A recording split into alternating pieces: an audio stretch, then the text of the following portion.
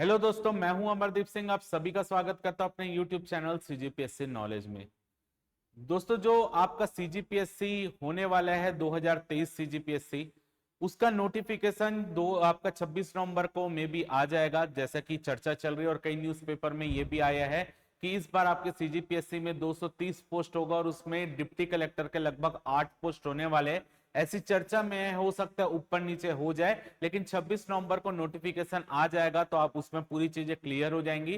तो इस बार जो सीजीपीएससी प्री होने वाला है उसके लिए हमारी टेस्ट सीरीज चल रही है, जो कि 19 नवंबर से ही स्टार्ट हुई है। पहला टेस्ट 19 नवंबर को था, वीकली टेस्ट है। और पहले टेस्ट में जो टॉपिक था हमारा भारत का प्राचीन इतिहास, छत्तीसगढ़ का प्राचीन इतिहास, तो उससे रिलेटेड पेपर में जो आपका छत्तीसगढ़ के प्राचीन इतिहास से संबंधित उस टेस्ट पेपर में क्वेश्चन थे, आज उसका सॉल्यूशन यहां पर हम करने वाले हैं। लगभग 50 क्वेश्चन आपको छत्तीसगढ़ के इतिहास से था, तो उस 50 क्वेश्चन को यहां पर हम सॉल्यूशन देखेंगे, डिटेल सॉल्यूशन करेंगे। और अगर आपको लगता है कि आपको ये टेस्ट सीरीज ज्वाइन करना है तो आप अभी भी टेस्ट सीरीज ज्वाइन कर सकते हो। आप ऑनलाइन मोड में भी टेस्ट सीरीज ज्वाइन कर सकते हो, जिसका लिंक आपको कमेंट बॉक्स में मिल जाएगा। और अगर आप ऑफलाइन हमसे ये जुड़ना चाहते हैं, रायपुर ब्रांच में आकर आप टेस्ट सीरीज ज्वाइन करना चाहते हो, तो नीचे कॉन्टैक्ट नंबर भी दिया गया है कमेंट बॉक्स में, तो आप वहां पे जाकर हमसे कॉन्टैक्ट करके ये टेस्ट सीरीज ऑफलाइन भी ज्वाइन कर सकते हो। अगर कोई ऑनलाइन या ऑफलाइन कोई भी अगर ये टेस्ट सीरीज ज्वाइन कर रहा है और जो एक पेपर छूट गया है वो पेपर उनको मिल जाएगा, कोई दिक्कत नहीं है उसमें। चलिए देखते हैं हम छत्तीसगढ़ के इतिहास से जो क्वेश्चन पूछा गया था, प्राचीन इतिहास से, उसके बारे में हम जो क्वेश्चन है वो सॉल्व करते हैं। देखिए पहला क्वेश्चन है यहां पर, साहित्यिक ग्रंथों में कौशल शब्द का उल्लेख सर्वप्रथम कहां पे मिलता है। यानी जो साहित्यिक ग्रंथ है उसमें कौशल शब्द का उल्लेख सबसे पहले कहां पे मिलता है? पाणिनि के अष्टाध्यायी में, कौटिल्य के अर्थशास्त्र में, नागार्जुन के रस रत्नाकर में, या मेगास्थनीज की इंडिका में। तो देखिए जो सबसे पहले साहित्यिक ग्रंथ में कौशल शब्द का उल्लेख मिलता है वो पाणिनि के अष्टाध्यायी में मिलता है, लगभग 700 ईसा पूर्व। 700 ईसा पूर्व लगभग पाणिनि का अष्टाध्यायी लिखा गया था। उस पाणिनि का अष्टाध्यायी में पहली बार कौशल शब्द का उल्लेख मिलता है। तो इस 51 नंबर क्वेश्चन का आंसर होगा ऑप्शन ए। आपसे भी क्वेश्चन बन रहा होगा, आप कमेंट बॉक्स में आंसर देके बता सकते हैं कि आपसे क्वेश्चन बन रहे हैं, या आपको कुछ भी डाउट होगा तो आप पूछ सकते हैं। क्वेश्चन नंबर 52 है, निम्न में से किस ग्रंथ से यह जानकारी प्राप्त होती है कि कौशल के राजा ने गौतम बुद्ध को 1000 वस्त्र दान में भेंट किए थे, या 1000 वस्त्र खंड भेंट किए थे? तो देखिए ये जानकारी हमको मिलती है बौद्ध ग्रंथ अवदान शतक से। अवदान शतक में जानकारी मिलती है कि कौशल के राजा और प्रसन्नजीत के मध्य युद्ध होता है। उस युद्ध को गौतम बुद्ध जो है वो शांत करवाते, उस युद्ध को रुकवाते हैं। तो इसके कारण कौशल नरेश जो रहते हैं वो गौतम बुद्ध को कौशल में आमंत्रित करते हैं, और उसी अवसर में कौशल नरेश के द्वारा गौतम बुद्ध को 1000 वस्त्र जो है वो भेंट में दिए जाते हैं। तो ये सब जानकारी हमको अवदान शतक से मिलती है, जो कि इसलिए इस क्वेश्चन का आंसर होगा ऑप्शन बी। चलिए अगला क्वेश्चन देख लेते हैं। अगला क्वेश्चन है क्वेश्चन नंबर 53। क्वेश्चन नंबर 53 है यहां पर, archaeological survey of India report में अलेक्जेंडर कनिंघम ने इस क्षेत्र को क्या कहा है। यानी इस क्षेत्र को, जो छत्तीसगढ़ क्षेत्र है, इसको कनिंघम ने आपका आर्कियोलॉजिकल सर्वे ऑफ इंडिया में किस नाम से पुकारा है? कौशल, प्राक कौशल, महाकौशल, या दक्षिण कौशल? तो जो आपका कनिंघम है वो इस क्षेत्र को महाकौशल करके पुकारे हैं, तो इस क्वेश्चन का आंसर होगा ऑप्शन सी, महाकौशल। अगला क्वेश्चन देखते हैं, क्वेश्चन नंबर 54। छत्तीसगढ़ के निम्न में से किस पुरातात्विक स्थल से महापाषाणकालीन शवागार प्राप्त हुए हैं? यानी आपके छत्तीसगढ़ के जो ऑप्शन में दिए, कौन सा ऐसा स्थल है जिससे महापाषाण काल के शवागार प्राप्त हुए हैं? यानी महापाषाण काल में शवों को गाड़ा जाता था, तो वो शवागार कौन से स्थल से प्राप्त हुए हैं? सिरपुर से, मल्हार से, महेशपुर से, या डिपाडी से? तो इसका आंसर है आपका मल्हार। मल्हार से आपको महापाषाणकालीन शवागार प्राप्त हुए हैं। इसके अलावा आपको बालोद जिले का जो करका भाटा आता है, करका भाटा, इसी के अलावा करही बदर, यहां से भी आपको महापाषाणकालीन जो आपका शवागार है वो प्राप्त हुआ है। तो मल्हार, इसके अलावा करका भाटा, करही बदर, यहां से भी महापाषाणकालीन जो है शवागार प्राप्त हुए हैं। चलिए अगला क्वेश्चन देख लेते हैं। अगला क्वेश्चन 55 है, निम्न में से किस नदी के तट पर कुएं की खुदाई पर मध्य पूरा पाषाणकालीन अश्मीभूत हड्डियां प्राप्त हुई है? यानी निम्न में से किस स्थल पर कुएं की खुदाई की गई? तो कुएं की खुदाई में हमको पूरा पाषाणकालीन, जो आपका मध्य पूरा पाषाणकालीन अश्मीभूत हड्डियां प्राप्त हुई है। महानदी, मनियारी नदी, अरपा नदी, या लीलागढ़ नदी? तो आपको मनियारी नदी के तट पर एक कुआं था, कुएं की खुदाई में अश्मीभूत हड्डियां प्राप्त हुई जो कि मध्य पूरा पाषाण काल की है। तो इस क्वेश्चन का आंसर होगा ऑप्शन बी, मनियारी नदी। अगला देखते हैं, क्वेश्चन नंबर 56 है, निम्न में से कौन सी गुफा चवर ढाल की पहाड़ी में स्थित है? कौन सी ऐसी गुफा है इनमें से जो कि चवर ढाल की पहाड़ी पर स्थित है? ओंगना, सिंघनपुर, पजरा पानी या खैरपुर? तो चवर ढाल की पहाड़ी पर जो स्थित गुफा है वो है सिंघनपुर। तो बी इसका करेक्ट आंसर होगा, सिंघनपुर जो रायगढ़ के आसपास क्षेत्र में पड़ रहा है और वहीं चवर ढाल की पहाड़ी का भी विस्तार है। तो सिंघनपुर की गुफा में आपको आपके जो चवर ढाल की पहाड़ी पर सिंघनपुर की गुफा स्थित है। अगला क्वेश्चन देखते हैं, क्वेश्चन नंबर 57 है। क्वेश्चन नंबर 57 है, सिंघनपुर की गुफा में स्थित शैलाश्रियों की खोज सर्वप्रथम किसके द्वारा की गई थी? कनिंघम के द्वारा, एंडरसन के द्वारा, अमरनाथ दत्त के द्वारा या टालमी के द्वारा? तो जो आपके सिंघनपुर की गुफा है उसकी सबसे पहली खोज जो है वो एंडरसन ने की थी। 1910 के आसपास एंडरसन ने सिंघनपुर की गुफा की खोज की थी। सिंघनपुर की गुफा में कई सारे मानव आकृतियां मिली है, जो शैलाश्रय मिले हैं उसमें मानव की आकृति मिली है, मत्स्य कन्या की आकृति मिली है। तो ये सब चीज आपको याद रखना है। आपका जो मानव है वो लाठी लेकर चल रहा है, ये सब आकृति हमको मिली है। तो एंडरसन ने इसकी खोज की थी, जो सिंघनपुर की गुफा की सबसे पहली खोज। अगला देखते हैं, क्वेश्चन नंबर 58, सुतनुका नामक देवदासी और उसके प्रेमी देवदत्त के नाम का उल्लेख निम्न में से किस गुफा के शिलालेख में हुआ है? यानी सुतनुका नाम की देवदासी और उसके प्रेमी देवदत्त का उल्लेख किस गुफा में हुआ है? ऑप्शन है यहां पर सीता बेंगरा की गुफा, लक्ष्मण गुफा, खुड़िया रानी गुफा या जोगी मारा गुफा?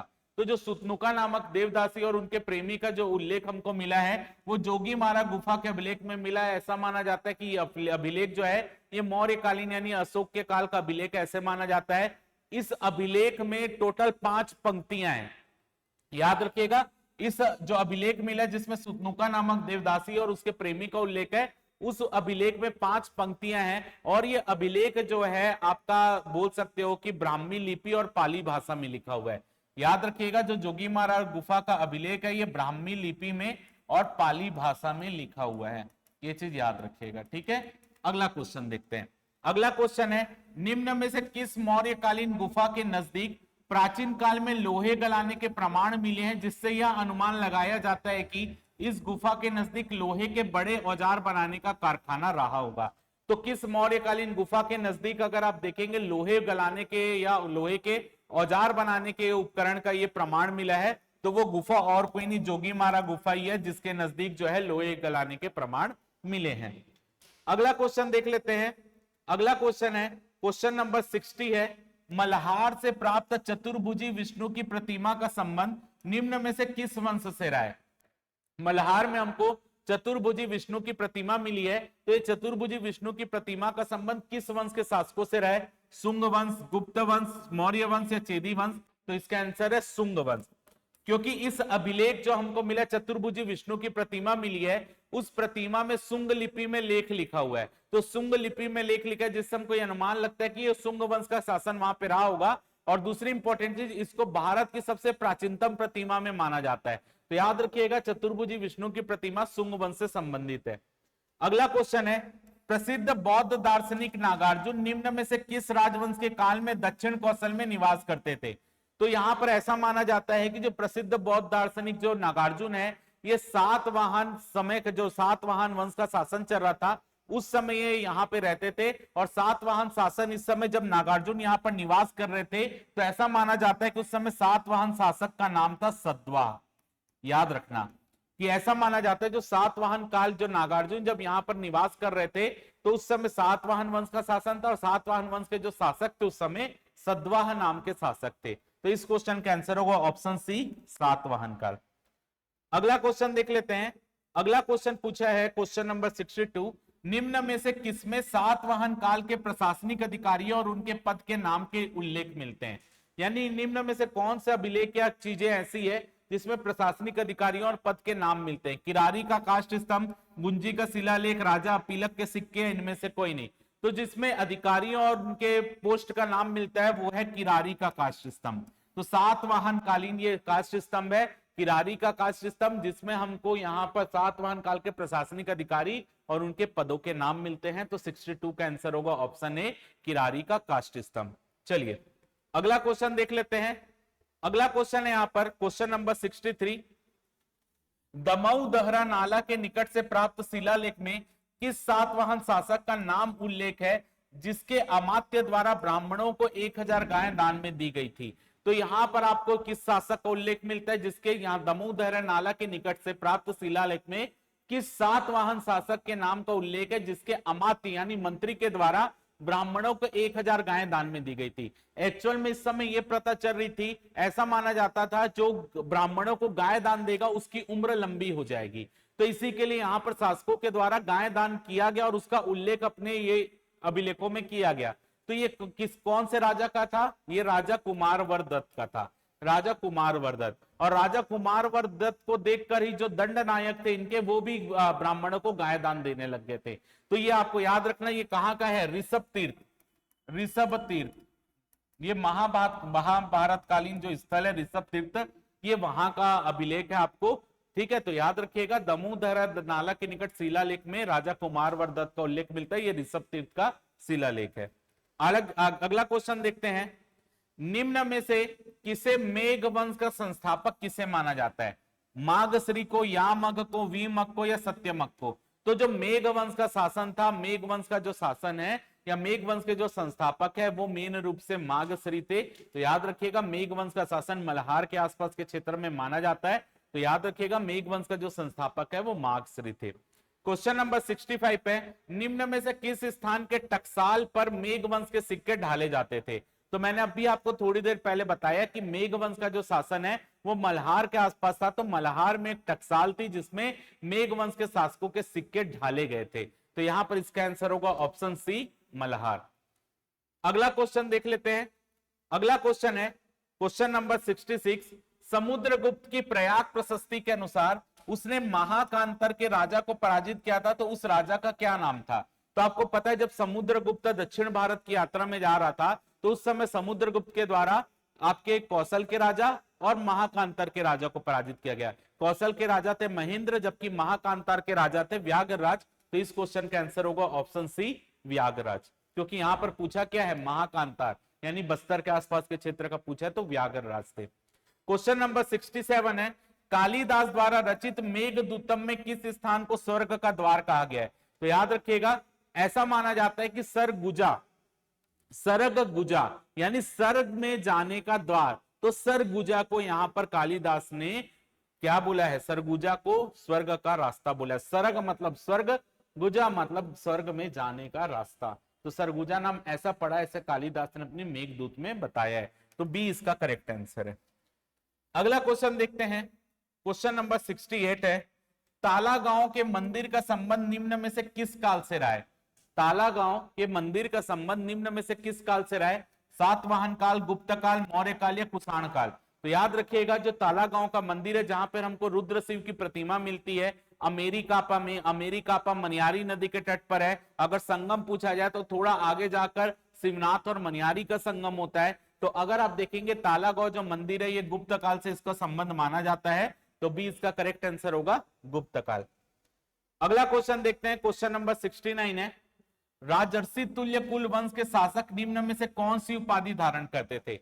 यानी जो राजर्षि तुल्य कुल वंश के शासक उनकी उपाधि क्या थी? महाराज, महाराजा, महाराजा धीराज या महामंडलेश्वर?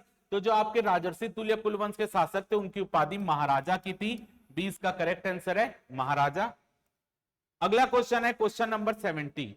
क्वेश्चन नंबर 17 है, निम्न में से कौन सा कथन सत्य नहीं है? यानी आपको गलत कथन की पहचान करना है।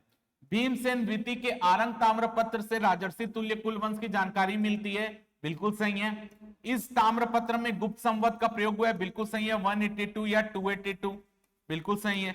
इस ताम्रपत्र से यह जानकारी मिलती है कि इस वंश का प्रथम शासक भीमसेन प्रथम था, गलत है। इस ताम्रपत्र से हमको यह जानकारी मिलती है कि इस वंश का जो प्रथम शासक था वो सूरा है, ठीक है, इसलिए तीसरा पॉइंट गलत और यही आपका आंसर हो जाएगा, सी इसका आंसर है। और डी लिखा है, इस ताम्रपत्र में भीमसेन द्वितीय द्वारा अपने माता पिता की स्मृति में हरि स्वामी और बुप्प स्वामी को भट्टपालिका नामक ग्राम दान में देने का उल्लेख है, सही है। सी इसका गलत आंसर है, मतलब सी पॉइंट गलत है। और क्वेश्चन में यही पूछा है कौन सा कथन सही नहीं है, तो सी इसका सही नहीं है, क्योंकि सूरा जो थे वो प्रथम शासक थे। अगला क्वेश्चन देख लेते हैं। अगला क्वेश्चन है क्वेश्चन नंबर 71। क्वेश्चन नंबर 71 है, महेश्वर महासेनापति, सृष्टि, राज्य विभव, त्रिपताका ध्वज, नल नृपति, निम्न उपाधियों को किस नलवंशी शासक ने धारण किया था? यानी यहां पर जितनी उपाधियों का नाम लिखा है, ये उपाधि किस शासक ने धारण की थी? भवदंत वर्मन ने, अर्थपति ने, स्कंद वर्मन ने या विलास तुंग ने? तो ये कौन सी, ये उपाधि कौन से नलवंशी शासक ने धारण की थी? अर्थपति। अर्थपति का जो केसरी बेड़ा ताम्रपत्र है, अर्थपति का जो केसरी बेड़ा ताम्रपत्र है, इस केसरी बेड़ा ताम्रपत्र में ही अर्थपति ने यह सब उपाधि धारण की थी। याद रखिएगा, केसरी बेड़ा ताम्रपत्र जो है ये अर्थपति का है और अर्थपति इसका करेक्ट आंसर है। अगला क्वेश्चन है यहां पर क्वेश्चन नंबर 72। क्वेश्चन नंबर 72 है यहां पर, पोड़ागढ़ में विष्णु मंदिर का निर्माण निम्न में से किस शासकों के द्वारा करवाया गया था? यानी जो पोड़ागढ़ में विष्णु मंदिर का निर्माण किस नलवंशी शासक ने कराया था? अर्थपति, स्कंद वर्मन, विलास तुंग या पृथ्वीराज? तो पोड़ागढ़ में जो विष्णु मंदिर का निर्माण है वो अर्थपति ने करवाया था, यानी इस क्वेश्चन का आंसर होगा ऑप्शन ए, अर्थपति। और ऐसा माना जाता है जो पोड़ागढ़ का क्षेत्र उड़ीसा के क्षेत्र के आसपास है, तो पोड़ागढ़ में विष्णु मंदिर का निर्माण अर्थपति ने करवाया था। अगला क्वेश्चन है क्वेश्चन नंबर 73। निम्न में से किस वंश के शासकों के अभिलेख में निम्न कथन लिखा हुआ मिलता है? विजयी था, विजयी है और विजयी रहेगा। तो ये कथन आपको किसमें मिलता है? स्कंद वर्मन के जो आपके अभिलेख है उसमें हमको मिलता है, पोड़ागढ़ अभिलेख। तो यहाँ पर स्कंद वर्मन के अभिलेखों में हमको इसकी जानकारी मिलती है, जिसमें विजयी था, विजयी और विजयी रहेगा। तो इसका आंसर क्या होगा? इसका आंसर होगा ए, नलवंश शासक। तो नलवंशी शासक थे स्कंद वर्मन। तो स्कंद वर्मन के अभिलेखों में हमको ये जानकारी मिलती है कि पोड़ागढ़ जो था वहां पर आपका मेन रूप से विजयी था, विजयी है और विजयी रहेगा, ये शब्दों का उल्लेख किया गया है। अगला क्वेश्चन है यहाँ पर, 7वीं से 8वीं शताब्दी में सैल वंश का शासन कहां था? 7वीं से 8वीं शताब्दी में सैल वंश का शासन कहां पे था? ऑप्शन में आपके मल्हार पहला ऑप्शन है, दूसरा ऑप्शन है यहाँ पर बस्तर, दुर्ग और सिरपुर। तो याद रखिएगा, जो सैल वंश का शासन था, ऐसा माना जाता है कि ये बालाघाट, जो मध्य प्रदेश का बालाघाट क्षेत्र था, वहां सैल वंश का शासन था। और मध्य प्रदेश के बालाघाट से जो सटा हुआ क्षेत्र है राजनांदगांव, और राजनांदगांव से सटा हुआ क्षेत्र है दुर्ग, तो यहां तक आपका सैल वंश फैला हुआ था। तो अगर आप ऑप्शन में देखेंगे तो ऑप्शन में यहाँ पर क्या लिखा है? पहला लिखा है मल्हार, जो कि गलत है। दूसरा ऑप्शन में लिखा है यहाँ पर बस्तर, गलत है। तीसरा दुर्ग लिखा है, तो इसको हम मान सकते हैं, तो इसको हम दुर्ग लेकर चलते हैं इसका आंसर। ठीक है, अगला देखते हैं क्वेश्चन नंबर 75। निम्न में से किस राजवंश को अमरार्य कुल के नाम से जाना जाता है? तो अमरार्य कुल आप ये बहुत पहले से पढ़ते हुए हैं, अमरार्य कुल सरबपुरी राजवंश को अमरार्य कुल का माना जाता है। ऑप्शन सी इसका करेक्ट आंसर है। क्वेश्चन नंबर 76 है, पलारी के सिद्धेश्वर मंदिर का निर्माण निम्न में से किस राजवंश के शासनकाल में हुआ था? ऑप्शन है नल वंश, पांडु वंश, सरबपुरी वंश या राजर्षि तुल्य कुल वंश। तो याद रखिएगा, पलारी के सिद्धेश्वर मंदिर का निर्माण सरबपुरी राजवंश के शासकों ने किया था। यहां पर मैं आपको बताना चाहूंगा कि कई कोचिंग सेंटर की बुक में इसका आंसर में पांडु वंश लेता है, यानी पांडु वंश को उसने अपनी बुक में लिख दिया कि पांडु वंश में सरबपुरी पलारी के सिद्धेश्वर मंदिर का निर्माण हुआ था। लेकिन अगर आप कलचुरी कालीन बुक पढ़ेंगे, दक्षिण कौशल का इतिहास, या आप रामकुमार बिहार पढ़ेंगे, तो उसमें साफ साफ लिखा है कि पलारी के सिद्धेश्वर मंदिर का निर्माण सरबपुरी राजवंश के काल में हुआ था। तो सी इसका करेक्ट आंसर है। अगला क्वेश्चन है क्वेश्चन नंबर 77। किस सरबपुरी शासक ने सर्वाधिक सोने के सिक्के जारी किए थे? नरेंद्र ने, प्रसन्न मात्र ने, सुदेव राज ने या प्रवर राज ने? तो सभी को पता है कि जो सर्वाधिक सोने के सिक्के थे वो आपके प्रसन्न मात्र ने जारी किए थे। 20 का करेक्ट आंसर होगा प्रसन्न मात्र। अगला क्वेश्चन देख लेते हैं। अगला क्वेश्चन क्वेश्चन नंबर 78 है, निम्न में से सरबपुरी राजवंश की राजधानी कौन सा स्थान नहीं थी? यानी सरबपुरी राजवंश की निम्न में से कौन सी राजधानी नहीं रही है? श्रीपुर, सरबपुर, प्रसन्नपुर या खरौद इंद्रपुर? तो याद रखिएगा, सरबपुरी राजवंश की राजधानी श्रीपुर यानी सिरपुर भी रही है, सरबपुर भी रही है, प्रसन्नपुर भी रही है, खरौद इंद्रपुर जो है ये नहीं रही है। तो डी इसका करेक्ट आंसर होगा, खरौद या इंद्रपुर। अगला क्वेश्चन है क्वेश्चन नंबर 79। क्वेश्चन नंबर 79 है, यहां पर नलवंशी शासक सुदेव राज ने इंद्रबल को खरौद में, नलवंशी शासक सुदेव राज ने इंद्रबल राज को खरौद मुख्यालय में किस पद पर नियुक्त किया था? मंत्री पद पर, सर्वाधिकारी पद पर, महामंत्री या शासन अध्यक्ष? तो याद रखिएगा, जो नलवंशी शासक सुदेव राज हैं वो इंद्रबल राज को जो खरौद मुख्यालय पर नियुक्त किए थे, वो पद का नाम था सर्वाधिकारी धिकृत पद। तो सर्वाधिकारी धिकृत पद पर नियुक्त किए गए थे इंद्रबल राज, किसके द्वारा? सुदेव राज के द्वारा। इसके अलावा सुदेव राज ने अपने भाइयों को जैसे प्रवर राज था, प्रवर राज को सिरपुर का शासन अध्यक्ष बनाया था। इसके अलावा जो उनका दूसरा भाई था व्याघ्र राज को इन्होंने प्रसन्नपुर का शासन अध्यक्ष बनाया था। और सुदेव राज के, याद रखिएगा, ये सुदेव राज जो थे, सुदेव राज के जो इंद्रबल राज था, ऐसे माना जाता है इंद्रबल राज सुदेव राज के दामाद थे। तो सुदेव राज ने इंद्रबल राज को खरौद मुख्यालय का सर्वाधिकारी अधिकृत बनाया था, जबकि सुदेव राज ने अपने भाई व्याघ्र राज को प्रसन्नपुर का शासन अध्यक्ष बनाया था, और प्रवर राज को इन्होंने कहां का शासन अध्यक्ष बनाया था? सिरपुर का। तो ये सब चीज याद रखिएगा। अगला क्वेश्चन है, क्वेश्चन नंबर 80 है, खरौद के लखनेश्वर मंदिर का निर्माण किसने करवाया? इंद्रबल ने, तीवर देव ने, ईशान देव ने या नन्नराज ने? तो खरौद के जो लखनेश्वर मंदिर है, लखनेश्वर मंदिर का निर्माण करवाया था ईशान देव ने। ये इंद्रबल के बेटे थे, इनके द्वारा ही, इंद्रबल जब शासन कर रहे थे तो इनके द्वारा ही, ईशान देव के द्वारा ही खरौद के लखनेश्वर मंदिर का निर्माण कराया गया। अगला क्वेश्चन देखते हैं। अगला क्वेश्चन है क्वेश्चन नंबर 81, ईशान और चिंता तुरांग, ईशान और चिंता तुरांग निम्न में से किस शासक के दरबारी कवि थे? ईशान और चिंता तुरांग निम्न में से किस शासक के दरबारी कवि थे? प्रसन्न मात्र, सोमेश्वर देव, भवदंत वर्मन या महाश्री गुप्त बलार्जुन? तो ईशान और चिंता तुरांग पांडुवंशी शासक महाश्री गुप्त बलार्जुन के दरबारी कवि थे। तो इस क्वेश्चन का आंसर होगा ऑप्शन डी, महाश्री गुप्त बलार्जुन। क्वेश्चन नंबर 82 है, सिरपुर के बालेश्वर महादेव मंदिर का निर्माण निम्न में से किस वंश के शासनकाल में हुआ? नल वंश, पांडु वंश, सरबपुरी वंश या राजर्षि तुल्यकुल वंश? तो जो सिरपुर में बालेश्वर मंदिर है उसका निर्माण जो है वो पांडुवंशी शासकों के काल में हुआ था। तो 20 का करेक्ट आंसर होगा पांडुवंशी। अगला क्वेश्चन देख लेते हैं। अगला क्वेश्चन है क्वेश्चन नंबर 83, निम्न में से किस मंदिर में भगवान बुद्ध की भूमि स्पर्श करते हुए मुद्रा में मूर्ति है? निम्न में से किस मंदिर में भगवान बुद्ध की भूमि स्पर्श करते हुए मुद्रा में मूर्ति? लक्ष्मण मंदिर, राजीव लोचन मंदिर, गंधेश्वर मंदिर या बालेश्वर मंदिर? तो इसका आंसर क्या है? गंधेश्वर मंदिर, जो कि सिरपुर में स्थित है। इस सिरपुर में स्थित गंधेश्वर मंदिर पर ही भगवान बुद्ध की भूमि स्पर्श मुद्रा में मूर्ति है। तो गंधेश्वर मंदिर इसका आंसर होगा। अगला क्वेश्चन है, वाष्टा देवी निम्न में से किस राजवंश की थी? वाष्टा देवी जो कि हर्षगुप्त की वाइफ थी, ठीक है। तो हर्षगुप्त जो कि महाश्री गुप्त बलार्जुन के पिता थे। तो वाष्टा देवी किस राजवंश की रानी थी? मौखरी, इक्ष्वाकु, चेदी वंश या सूर्यवर्मन राजवंश? तो इसका आंसर है मौखरी राजवंश। वाष्टा देवी मौखरी राजवंश की थी, उनका विवाह जो है वो हर्षगुप्त से हुआ था। अगला क्वेश्चन देखते हैं यहां पर, क्वेश्चन नंबर 85 है, प्रसिद्ध चीनी यात्री हेन सांग जब कौशल की यात्रा में आए थे तो उन्होंने सिरपुर के आसपास के क्षेत्र में बौद्ध धर्म की किस शाखा के बौद्ध भिक्षुओं को यहाँ निवास करते देखा था?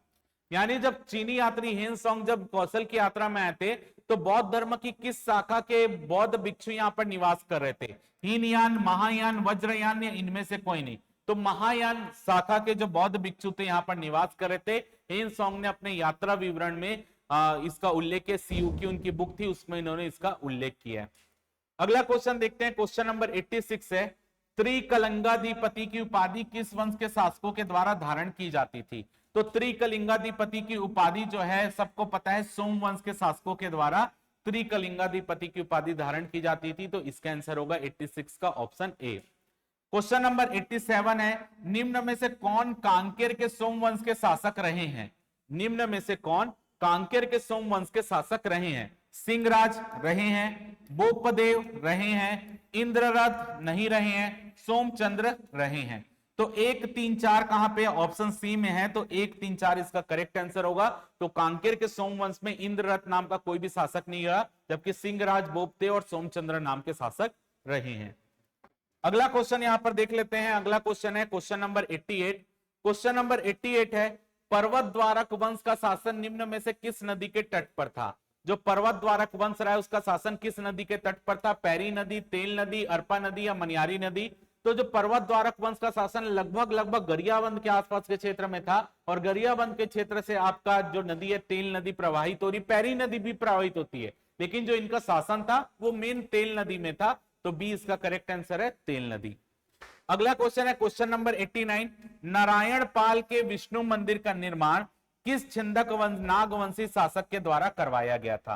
क्वेश्चन नंबर 89 है, नारायण पाल के विष्णु मंदिर का निर्माण किस छिंदक वंशी शासक के द्वारा कराया गया था? धारावर्ष, मधुरांतक देव, सोमेश्वर देव प्रथम या कन्हर देव प्रथम? तो आपको पता होना चाहिए जो नारायण पाल का विष्णु मंदिर है उसका निर्माण छिंदक नागवंशी शासक कन्हर देव प्रथम के द्वारा करवाया गया था। डी इसका करेक्ट आंसर है। अगला क्वेश्चन इंपॉर्टेंट है, निम्न में से किस छिंदक नागवंशी शासकों को उनके शासनकाल के क्रम में जमाइए? यानी जो छिंदक नागवंशी शासक पहले रहे उनका नाम पहले आएगा, जो बाद में रहे बाद में आएगा। नृपति भूषण, सोमेश्वर देव प्रथम, नरसिंह देव या हरिश्चंद्र देव? क्रम से जमाएंगे तो सबसे पहले नृपति भूषण ही आते हैं, उसके बाद अगर हम देखेंगे तो सोमेश्वर देव प्रथम ही आते हैं, उसके बाद अगर हम देखेंगे तो नरसिंह देव आते हैं और आखिरी में हरिश्चंद्र देव आते हैं। सबसे आखिरी शासक तो हरिश्चंद्र देव थे। तो 1 2 3 4 इसका आंसर होगा ऑप्शन ए, 1 2 3 4, नृपति भूषण, सोमेश्वर देव प्रथम, नरसिंह देव और हरिश्चंद्र देव। अगला क्वेश्चन है यहां पर क्वेश्चन नंबर 91। क्वेश्चन नंबर 91 है, चंद्रादित्य निम्न में से किस छिंदक नागवंशी शासक का सामंत था? चंद्रादित्य जिन्होंने चंद्रादित्येश्वर मंदिर का निर्माण कराया था, तो चंद्रादित्य इनमें से किसका सामंत था? सोमेश्वर देव प्रथम, मधुरांतक देव, धारावर्ष या कन्हर देव प्रथम? तो चंद्रादित्य जो थे वो धारावर्ष के सामंत थे, तो सी इसका करेक्ट आंसर होगा धारावर्ष। अगला क्वेश्चन है क्वेश्चन नंबर 92, निम्न में से किस छिंदक नागवंशी शासक ने कलचुरी शासक पृथ्वीदेव प्रथम पर आक्रमण कर उसके क्षेत्र में आने वाले 6 लाख से अधिक गांवों को जीत लिया था? किस छिंदक नागवंशी शासक ने कलचुरी शासक पृथ्वीदेव प्रथम पर आक्रमण करके उसके क्षेत्र में आने वाले लगभग 6 लाख गांवों को जीत लिया था? ऑप्शन में दिया है सोमेश्वर देव प्रथम, सेकंड ऑप्शन दिया है यहां पर सेकंड मधुरांतक देव, तीसरा धारावर्ष और फोर्थ है कन्हर देव प्रथम। तो याद रखिएगा जो छिंदक नागवंशी शासक धारावर्ष थे, धारावर्ष ने आक्रमण किया था पृथ्वीदेव प्रथम पर और पृथ्वीदेव प्रथम के अंतर्गत आने वाले 6 लाख गांवों को अपने क्षेत्र में मिला लिया था। उसके बाद जब जाजल देव प्रथम आते हैं तो जाजल देव प्रथम छिंदक नागवंशी शासक सोमेश्वर देव पर आक्रमण करके उनको कैद कर लेते हैं रानियों के सहित, वो सब चीज भी है। तो इस क्वेश्चन का आंसर होगा ऑप्शन सी धारावर्ष। धारावर्ष करेक्ट आंसर है। अगला है क्वेश्चन नंबर 93, निम्न में से किस मंदिर को शिववीर सोमेश्वर मंदिर के नाम से भी जाना जाता है? किस मंदिर को शिववीर सोमेश्वर मंदिर के नाम से भी जाना जाता है? बत्तीसा मंदिर, मामा भांजा मंदिर, देवर्ली मंदिर या चंद्रदित्येश्वर मंदिर? तो बत्तीसा मंदिर को शिववीर सोमेश्वर मंदिर के नाम से भी जाना जाता है, बत्तीसा मंदिर इसका करेक्ट आंसर होगा। क्वेश्चन नंबर 94 है, निम्न में से किस वंश का शासन मैकल पर्वत के आसपास क्षेत्र में रहा है? निम्न में से किस वंश का शासन मैकल पर्वत के आसपास के क्षेत्र में रहा है? छिंदक नागवंश, फड़ी नागवंश, सरबपुरी राजवंश या पांडु वंश? तो अगर आप देखेंगे तो इसका आंसर बी और डी ये दोनों हो सकता है। इसका आंसर बी और डी दोनों हो सकता है क्योंकि फड़ी नागवंश का शासन कवर्धा में था और कवर्धा में आपका प्रॉपर अगर आप देखेंगे तो मैकल पर्वत श्रेणी कवर्धा में भी है। इसके अलावा पांडु वंश जो है, पांडु वंश का शासन भी मैकल पर्वत में, क्योंकि मैकल का पांडु वंश भी एक पांडु वंश था। तो अगर इसका आंसर बी और डी दोनों हो सकता है तो ये क्वेश्चन अगर बी या डी आप में कोई भी लोगे तो वो सही है। बी भी हो सकता है, डी भी हो सकता है। ठीक है, अगला क्वेश्चन देखते हैं क्वेश्चन नंबर 95 पे, भोरम देव मंदिर का निर्माण निम्न में से किसके द्वारा करवाया गया? तो भोरम देव मंदिर का निर्माण गोपाल देव, लक्ष्मण देव राय, रामचंद्र या अहिराज?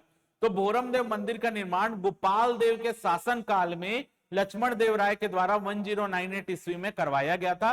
तो इसका आंसर होगा लक्ष्मण देव राय। शासक कौन था उस समय? कवर्धा के फड़ी नागवंश के शासक थे गोपाल देव। गोपाल देव के समय ही लक्ष्मण देव राय के द्वारा भोरम देव मंदिर का निर्माण करवाया गया था। क्वेश्चन नंबर 96 है, बाणवंशी शासकों की राजधानी क्या थी? बाणवंशी शासकों की राजधानी क्या थी? सिरपुर, मल्हार, रतनपुर या पाली? तो सभी को पता है पाली में बाणवंश का शासन था। पाली में शिव मंदिर का निर्माण भी बाणवंशी शासकों के द्वारा करवाया गया था।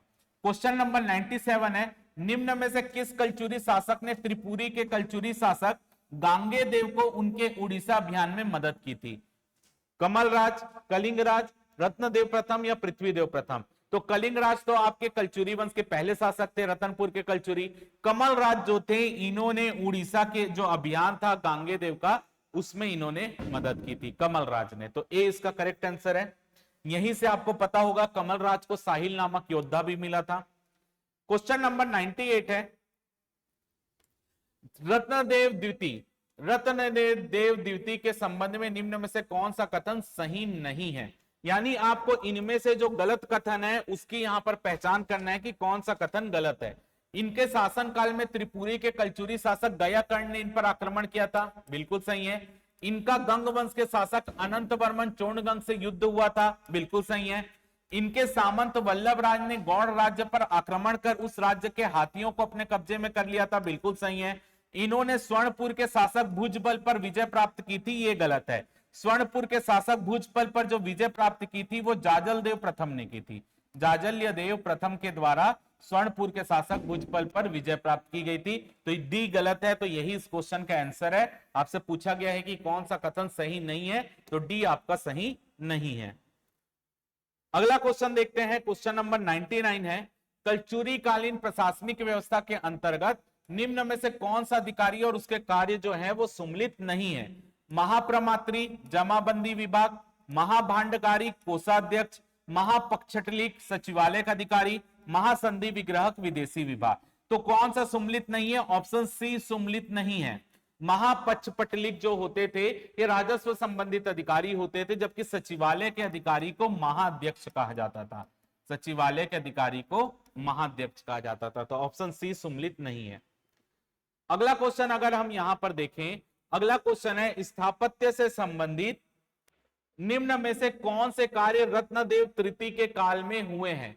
स्थापत्य से संबंधित इनमें से कौन सा काम रत्नदेव तृतीय के काल में हुआ है। नारायणपुर में ध्रुजटी मंदिर का निर्माण, राजिम में रामचंद्र मंदिर का निर्माण, खरौद के सौरी मंदिर में मंडप का निर्माण, या रत्नपुर में महालक्ष्मी देवी मंदिर का निर्माण। तो अगर आप देखेंगे तो कलचुरी काल में अलग अलग समय में अलग अलग मंदिर बने हैं, तो इसमें से कौन सा रत्नदेव तृतीय के काल में बना है। तो अगर आप देखेंगे तो खरौद के सौरी मंदिर में मंडप का निर्माण, ये आपका रत्नदेव तृतीय के काल में हुआ है। रतनपुर में महालक्ष्मी देवी मंदिर का निर्माण, ये भी आपका रत्नदेव तृतीय के काल में हुआ है। तो इस क्वेश्चन का आंसर होगा ऑप्शन सी 3 और 4। तो अगर आप इसमें देखेंगे तो आपके लिए प्रॉपर यहां पर अच्छे अच्छे क्वेश्चन यहां पर बनाए गए थे, तो आपको सभी चीजें समझ आई होंगी। अगर मैं इसमें थोड़ा सा और इसको और एक्सप्लेन करना चाहूं तो नारायणपुर में ध्रुजटी मंदिर का निर्माण अगर आप देखेंगे तो ये पृथ्वीदेव द्वितीय के काल में हुआ था। पृथ्वीदेव द्वितीय का एक सामंत था ब्रह्मदेव। पृथ्वीदेव द्वितीय का एक सामंत था ब्रह्मदेव के द्वारा नारायणपुर में ध्रुजटी मंदिर का निर्माण कराया गया था। राजिम में रामचंद्र मंदिर का निर्माण, तो पृथ्वीदेव प्रथम का एक सामंत था जिसका नाम था जगपाल। पृथ्वीदेव प्रथम का एक सामंत था जिसका नाम था जगपाल के द्वारा राजिम में रामचंद्र मंदिर का निर्माण कराया गया था। और यही राजिम का जो रामचंद्र मंदिर है, यहीं पर जब अस्पृश्यता को खत्म करने के लिए पंडित सुंदरलाल शर्मा के द्वारा मंदिर प्रवेश करवाया गया था, तो इसी राजिम के रामचंद्र मंदिर में करवाया गया था, जो पृथ्वीदेव प्रथम के द्वारा बनवाया गया। यानी पृथ्वीदेव प्रथम के काल में बना, उनके सामंत जगपाल ने बनवाया था। बाकी ये 3 जो और 4 ये तो रत्नदेव तृतीय के काल में ही बने, इसका आंसर 3 और 4 होगा। क्लियर है? तो ये 50 क्वेश्चन आपके सीजी हिस्ट्री के थे टेस्ट नंबर 1 में, जिसका सॉल्यूशन हमने यहां पर करवा दिया है। अगला टेस्ट आपका जो आने वाला संडे है उसमें आपका अगला टेस्ट होगा, और इस टेस्ट में आपका छत्तीसगढ़ का मध्यकालीन और आधुनिक कालीन इतिहास और भारत का मध्यकालीन और आधुनिक कालीन इतिहास उस टेस्ट में का टॉपिक है। तो अगर आप टेस्ट सीरीज ज्वाइन करना चाहते हैं तो उसका लिंक कमेंट बॉक्स में आप ऑनलाइन में वहां से जाकर ज्वाइन कर सकते हो। ऐसे ही उसमें भी बढ़िया बढ़िया क्वेश्चन रहेंगे। और अगर आप ऑफलाइन ज्वाइन करना चाहते हो तो नीचे कॉन्टैक्ट नंबर कमेंट बॉक्स में लिखा है, वहां पे कॉन्टैक्ट करके रायपुर ब्रांच में आप ऑफलाइन टेस्ट भी दे सकते हो। ठीक है, तो उम्मीद है कि ये क्लास आपके लिए महत्वपूर्ण साबित हुई होगी। कुछ अच्छे क्वेश्चन आपसे बने होंगे, कुछ क्वेश्चन में अगर आपको दिक्कत होगा तो वो दिक्कत दूर हो गया होगा, जो भी आपका डाउट होगा। तो ऐसे ही टॉपिक हम आपके लिए लाते रहेंगे। इसी तरह आप को वीडियो अगर पसंद आया हो तो वीडियो को लाइक कर दीजिएगा, चैनल को सब्सक्राइब कर दीजिएगा, वीडियो को ज्यादा से ज्यादा शेयर कर दीजिए। फिलहाल के इस वीडियो में सिर्फ इतना ही। जय भारत, जय छत्तीसगढ़।